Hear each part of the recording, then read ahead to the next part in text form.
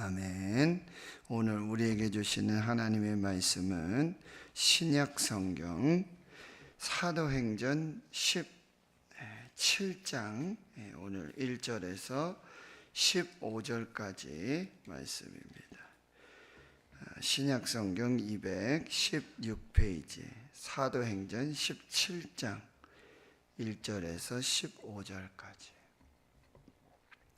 하나님의 말씀을 함께 한 목소리로 읽도록 하겠습니다. 시작. 그들이 암비볼리와 아볼로니아로 다녀가 데살로니가에 이르니 거기 유대인의 회당이 있는지라 바울이 자기의 관례대로 그들에게로 들어가서 새 안식일에 성경을 가지고 강론하며 뜻을 풀어 그리스도가 해를 받고 죽은 자 가운데서 다시 살아나야 할 것을 증언하고 이르되 내가 너희에게 전하는 이 예수가 곧 그리스도라 하니 그 중에 어떤 사람 곧 경건한 헬라인의 큰 무리와 적지 않은 귀부인도 권함을 받고 바울과 신라를 따르나 그러나 유대인들은 시기하여 저자의 어떤 불량한 사람들을 데리고 떼를 지어 성을 소동하게 하여 야손의 집에 침입하여 그들을 백성에게 끌어내려고 찾았으나 발견하지 못하매 야손과 및 형제들을 끌고 읍장들 앞에 가서 소리질러 이르되 천하를 어지럽게 하던 이 사람들이 여기도 이름에 야손이 그들을 맞아 들였도다. 이 사람들이 다 가이사의 명을 거역하여 말하되 다른 임금 곧 예수라 하는 이가 있다 하더이다 하니 무리와 읍장들이 이 말을 듣고 소동하여 야손과 그 나머지 사람들에게 보석금을 받고 놓아 주니라. 밤에 형제들이 곧 바울과 신라를 베레아로 보내니 그들이 이르러 유대인의 회당에 들어가니라. 베레아에 있는 사람들은 데살로니가에 있는 사람들보다 더 너그러워서 간절한 마음으로 말씀을 받고 이것이 그러한가 하여 날마다 성경을 상고하므로 그 중에 믿는 사람이 많고 또 헬라의 귀부인과 남자가 적지 아니하나 데살로니가에 있는 유대인들은 바울이 하나님의 말씀을 베레아에서도 전하는 줄을 알고 거기도 가서 무리를 움직여 소동하게 하거늘 형제들이 곧 바울을 내보내어 바다까지 가게 하되 신라와 디모데는 아직 거기 머물더라. 바울을 인도하는 사람들이 그를 데리고 아덴까지 이르러 그에게서 신라와 디모데를 자기에게로 속히 오게 하라는 명령을 받고 떠나니라. 아멘. 사도행전 17장에 바울의 2차 전도 선교여행이 계속됩니다. 바울의 2차 전도 선교여행은 이제 아시아의 지경을 넓어서 마게도냐, 이제 유럽으로 그 복음의 지경이 확대되어지는 과정입니다. 그래서 16장에서는 이제 빌립보에서 있었던 그런 하나님의 역사들을 보게 되고 이제 오늘 17장이 시작되면서 여러분이 지도를 보시면은 이제 빌립보에서 암비볼리 그리고 아볼로니아로 지나가서 데살로니가 그리고 베레아 오늘 이제 아덴까지 계속해서 이제 사도 바울과 신라가 복음을 전하는 그 이야기가 진행됩니다. 여러분 빌립보에서 암비볼리까지는 48km 또 암비볼리에서 또 아볼로니아까지 56km 그리고 이제 데살로니가에서 베레아까지 72km 계속 이제 이렇게 전도를 하게 되는데 그럼 이 사람들이 도대체 어디로 다녔는가? 여기에 로마 군사용 도로 이 아시아 지역에서도 1차 전도 선교 여행 속에서도 이 비아 세바스타 그래가지고 이 군사용 도로 이름이 비아 세바스타 그리고 이 유럽 쪽에 마게도냐는 이제 비아 에그나티아라고 하는 군사용 도로가 굉장히 잘 되어 있어요. 말씀드렸지만 참 로마가 이 세상을 세계를 정복하였던, 그래서 닦아놓았던 그 군사형 도로가 이 헬라 시대 그리스를 지나면서 이 로마 시대의 이 군사형 도로가 이 바울에게, 신라에게는 굉장히 중요한 이 복음의 아주 복음이 이렇게 빠르게 급속하게 확산되고 퍼지는데 아주 귀한 역할을 했다라고 하니, 이것 또한 이제 하나님의 섭리죠. 하나님의 계획하심이고 하나님의 역사하심이라고 한다는 것입니다. 그래서 이제 보십시오. 그러니까 빌립보에서 암비볼리까지 48km, 또 암비볼리에서 아볼로니아 56km, 이 정도 거리는 아주 빠른 걸음으로 군인들이 하루에 40km 정도, 10시간 이렇게 움직이는 거리예요. 그러니까 마치 바울은 이제 디모데 전서에서도 이제 군사라는 표현을 쓰거든요. 우리 하는 나라에 하나님의 역사를 위해서 모집된 이제 군사와 같다, 병사와 같다. 그러니까 하나님의 군대와 같이, 하나님의 병사와 같이 아주 그렇게 담대하게 이 복음을 들고 나아가는 이 바울과 실라의 모습을 볼 수가 있습니다. 그래서 17장 1절에 보면 거기 유대인의 회당이 있는지라. 이게 바울의 이제 전도 선교 전략입니다. 전략적으로 이제 접근을 하는데, 이제 로마서 1장 16절에 보면 복음에는 하나님의 능력이 나타나는데, 먼저는 유대인이고 그리고 헬라인에게로다, 이런 표현이에요. 그러니까 이 바울은 이방인의 사도로 부름받고 책함을 받았지만, 이제 먼저는 자기 동족 유대인들에게, 그리고 헬라인에게로. 그래서 가는 곳마다 여러분 회당이 있으면 회당으로 들어갑니다. 자기 동족 유대인들에게 먼저 복음을 전하는 것입니다. 마케도니아, 유럽은 이제 빌립보, 암비볼리, 아볼로니아, 또 데살로니가, 그리고 베레아까지 이렇게 주요 이 작은 도시들의 연합체 모임이 바로 이 마케도니아인데요. 그 중에 수도가 이제 데살로니가입니다. 그러니까 데살로니가는 경제, 문화의 중심지고, 거기에 마침 이제 유대인의 회당이 있었어요. 빌립보에는 없었어요. 그래서 강가에 가서 기도하면서 이제 그 루디아를 만나게 되잖아요. 근데 이 데살로니가에서는 유대인의 회당이 있어서 2절에 바울이 자기 관례대로 그들에게 들어가서 새 안식일에 성경을 가지고 강론하였다.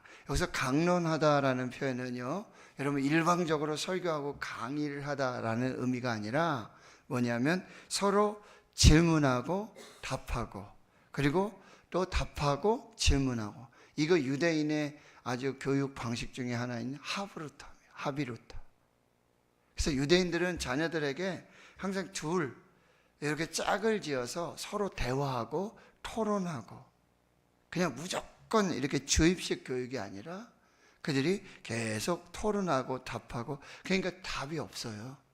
굉장히 창의적이고 아주, 그래서 유대인들이 이 변호사라든지요, 그 아주 이 법에 일하는 사람들이 굉장히 많습니다. 아주 탁월한 그런 사람들이 많은데, 이제 성경을 가지고, 뭘 가지고 토론하냐가 중요하죠. 성경 공부하자고 그러는데 뭐 자기들 얘기만 하고 그냥 뭐 이상한 얘기만 하고, 요즘 뭐 귀납적으로 해서 자기 삶 속에서 뭐 이야기를 한다고 그러는데, 결국 중요한 것은 뭐냐면 말씀을 서로 이야기해야 된다는 거예요. 말씀을 나눠야 된다는 거예요.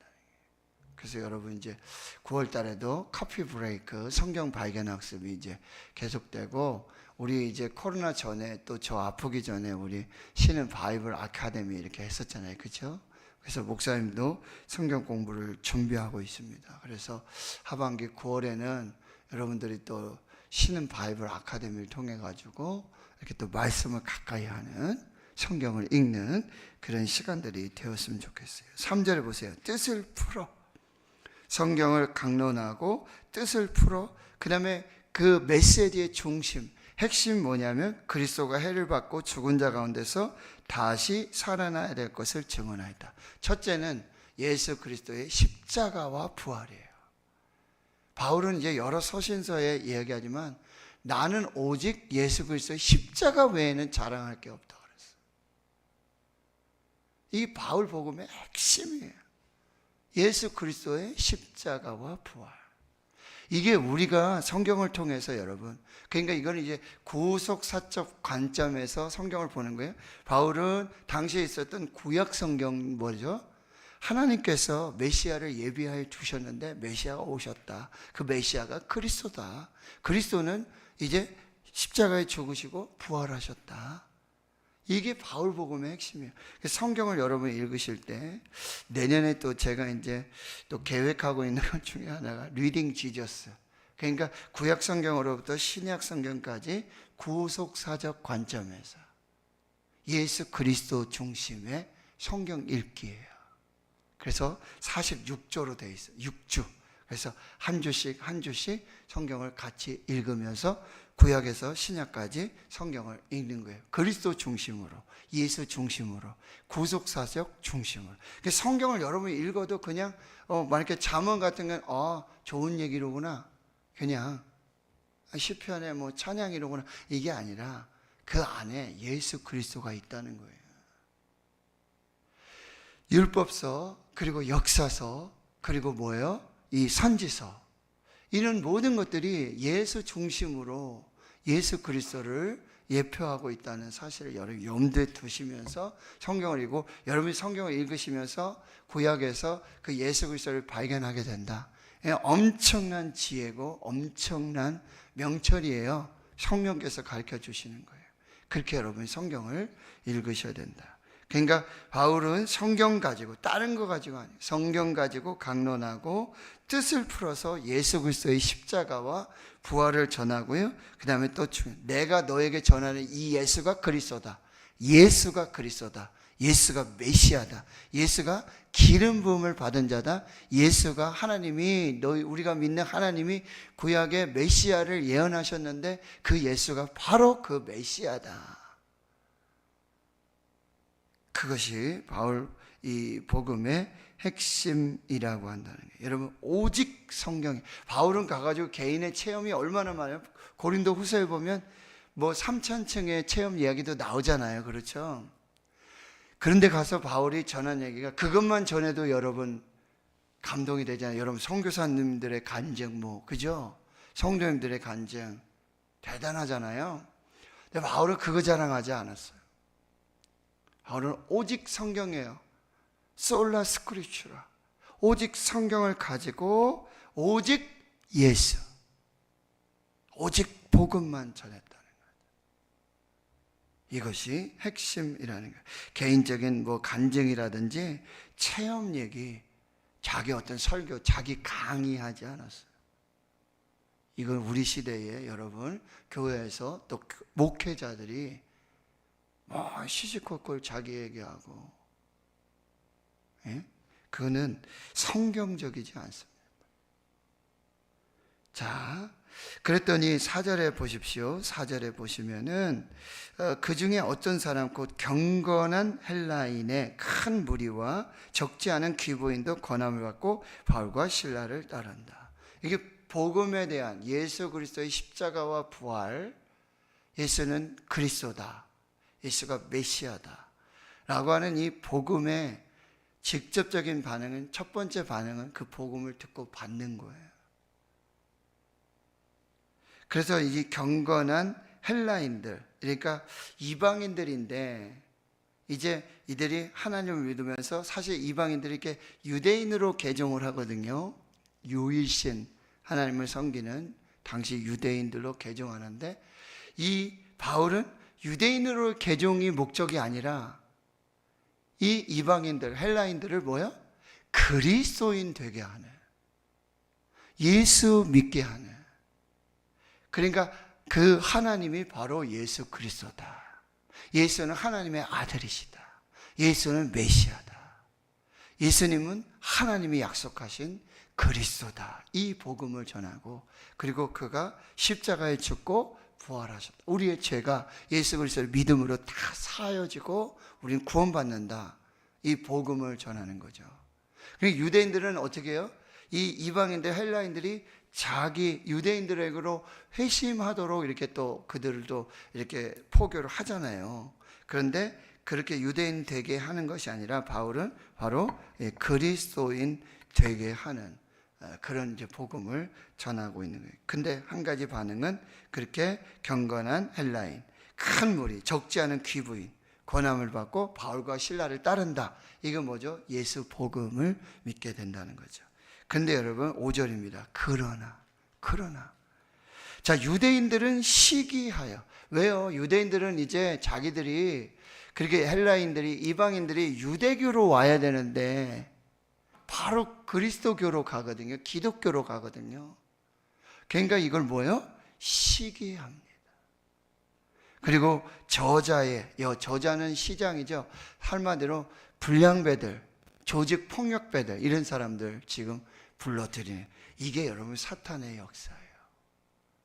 이런 예수 복음의 반대에 서 있는 사람들의 역사 속에는 이 영적인 이 부분들이 있다는 걸 여러분 꼭 기억하셔야 돼요. 그래서 저자의 어떤 불량한 사람들을 데리고, 그 다음에 특징이 뭐죠? 때를 집니다.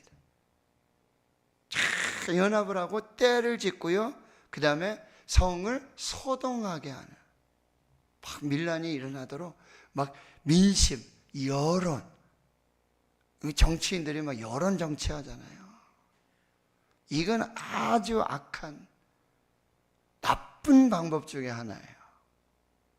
교회에도 막 선동하고 때를 짓고 막 이상한 이야기하고요, 서근서근하고요, 복음에 반대되는, 이거는 아주 성경적이지 않다라고 하는 거예요.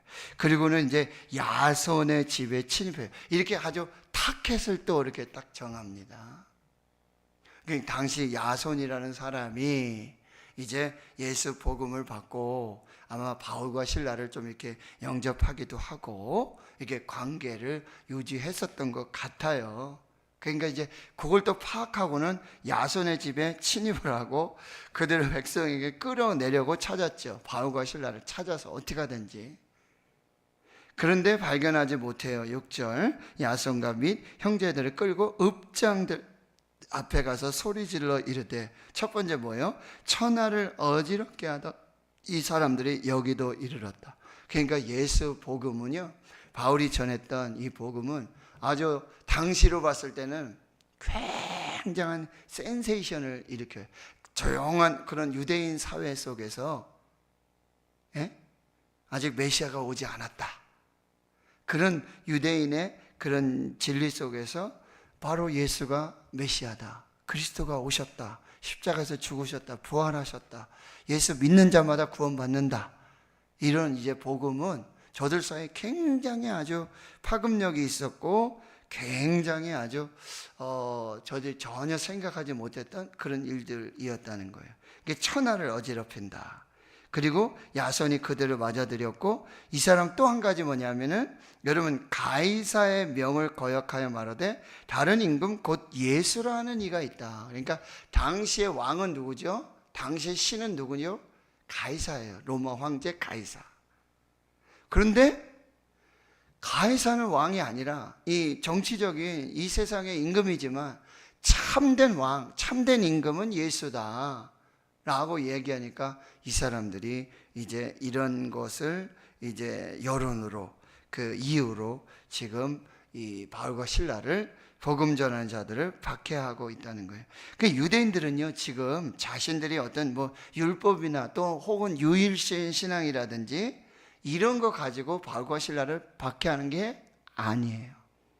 마치 예수님을 잡아 넘길 때 빌라도에게 가가지고 뭐라 그러죠? 가이사의 것은 가이사에, 뭐 하나님의 것은 하나님에게. 가이사를 지금 거역한다. 이게 정치적으로, 행정적으로 이렇게 이 예수를 해서 십자가에 못 박도록 이렇게 만들었던 사람들이 똑같은 방법으로 바울과 실라를 잡아서 지금 죽이려고 하고 있다라고 하는 것입니다. 여러분, 이렇게 복음을 듣는 태도가 이렇게 다르다는 거죠. 자, 그래서 보면은 8절과 9절에 무리와 읍장들이 이 말을 듣고 소동하여 야손과 그 나머지 사람들에게 보석금을 받고 놓아주니라. 이제 결국 이렇게 좀 소동이 일어나고 밀란이 일어날 그런 좀 상황이었지만 그래도 이게 잘 마무리가 되죠. 10절에 이제 데살로니가 지역에서의 이제 전도 선교를 마치고, 이게 바울이 특징이에요. 어느 지역에 가면 먼저 회당 중심으로 먼저 유대인에게, 그리고 헬라인 이방인들에게 복음을 전하고, 가서 복음을 전할 수 있는 데까지 전합니다. 자기가 기간을 정해서 요만큼 이렇게 하지 않아요. 하나님께서 허락하시는 대로, 성령께서 인도하시는 대로 그렇게 복음을 전합니다. 그리고는 결국 거기서 복음을 전할 수 없는 상황, 이게 핍박이라든지 박해라든지 환란이 오게 되면 이제 거기를 떠나는 거예요. 이게 또 아주 전도 선교 바울의 이 복음의 그런 전략 중에 하나였다는 거죠. 자, 이제 데살로니가에서 베레아로 움직입니다. 10절입니다. 72km를 밤에 움직입니다. 얼마나 급하게 지금 움직이고 있는가. 밤에 형제들이 곧 바울과 실라를 베레아로 보내니 그들이 이르러 유대인의 회당에 또 들어가죠. 이렇게 그 베레아도 아주 큰 도시이기 때문에 베레아도 회당이 있었어요. 흩어진 유대인들이 있었어요. 그런데 여기서 기가 막힌 사람들을 만납니다. 전혀 뜻하지 않았다. 데살로니가에 그렇게 박해하고, 그렇게 유대인들이 시기하고 선동하고, 여론으로 막 정치적으로 그렇게 위협하고 공권력을 막 동원해가지고 이런 상황이 얼마나 참, 그게 이제 데살로니가 전후서의 그런 배경으로 나타나고 있고, 여러분이 이때 읽어야 될 성경이 뭐죠? 데살로니가 전후서를 읽어야 돼요. 이렇게 여러분 사도행전을 읽으시면서 서신서를 같이 읽으셔야 돼요. 자, 거기에서 참 11절에 하나님께서 베레아에 있는 사람들, 데살로니가에 있는 사람들보다 더 너그러워서 간절한 마음으로 말씀을 받는 사람을 만나게 돼요. 참 바울이 얼마나 마음이 참 위로를 받았을까요? 여기 하나님이 이런 사람을 예비해 두시는 거예요. 이게 이제 바울의 전도 선교 여행을 보면서 하나님이 그런 사람들을 예배해. 빌립보에서는 회당이 없었잖아요. 근데 강가에 가서 어디 기도하는 데가 없을까? 라고 했는데 그때 이 자주장사 루디아 여인을 만나게 해주시고 말씀 듣게 해주시고 거기에 열어가지고 복음을 듣고 세례받고 빌립보 교회의 첫 번째 교인 성도가 되고요.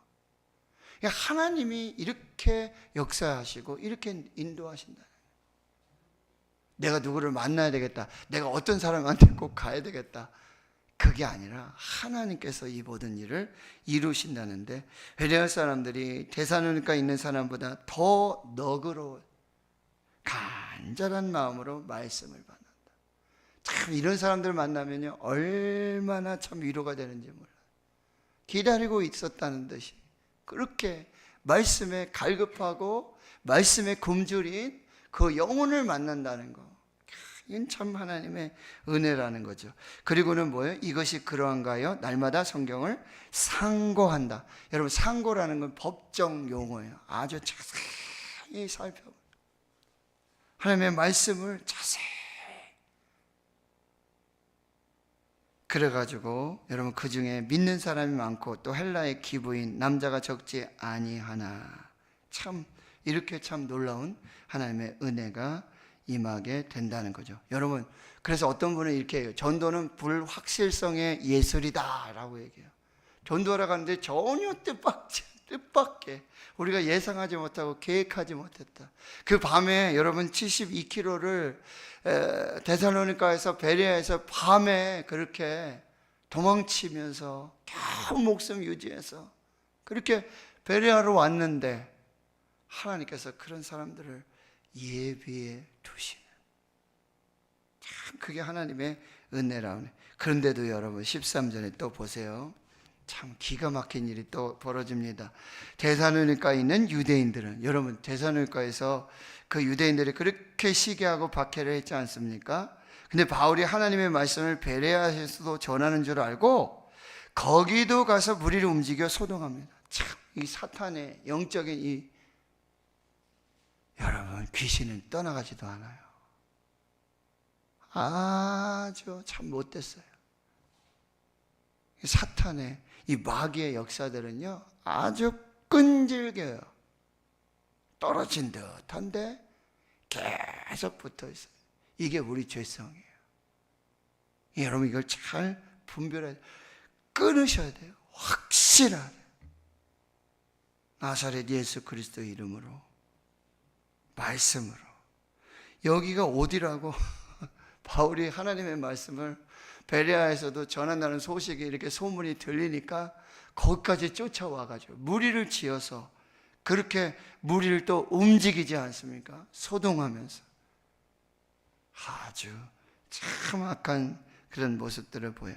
그랬더니 14절에 형제들이 곧 바울을 내보내어 이제 바다까지, 여기 이 바다는 또 지역은 지명은 잘 나타나지 않잖아요. 그런데 제가 이제 읽어보니까 또 자료를 찾아보니까 그 베레아에서 또 30km 떨어진 피드나라고 하는 항구가 있답니다. 거기까지 또 움직여서 배를 태워서 이제 그들을 어디요?